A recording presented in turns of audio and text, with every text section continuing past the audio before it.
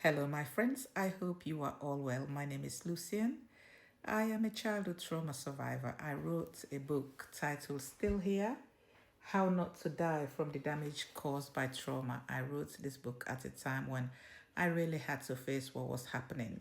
There were multiple challenges coming my way, and one of them was the trauma resurfacing that I experienced along the way, but didn't have a name for it, didn't recognize it. And once I started naming what had happened to me, I started understanding my own story. So I'm going to select a section today. This section I'm going to read is about how the effects of trauma does not actually stop where it started or where the event happened. For me, it started in childhood, and I crossed thousands of miles abroad. And I thought that my past was in the past, that I no longer have to think about them, that I can move on, that if I've survived that, I couldn't survive anything. Partly that is true, but the fact is, trauma does make changes to the way you see the world and the way you see your place in it and the way you relate to others.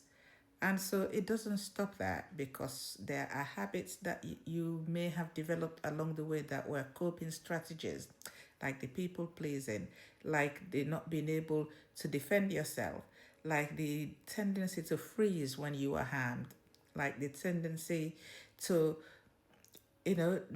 not feel confident about yourself, not liking yourself so much, not believing that people genuinely care.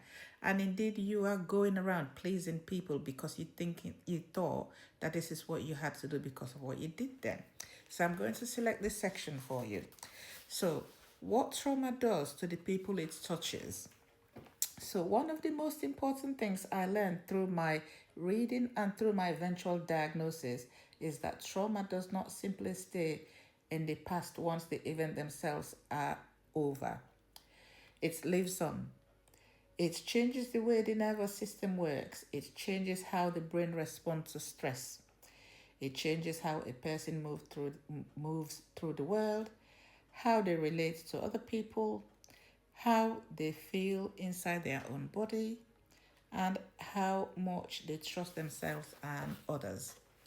Yes, trust tends to be broken, and people only have to show you a little bit of that untrustworthiness. You are braced because you know that you are struggling to trust anyway, but now they've given you a reason. It's like almost validating your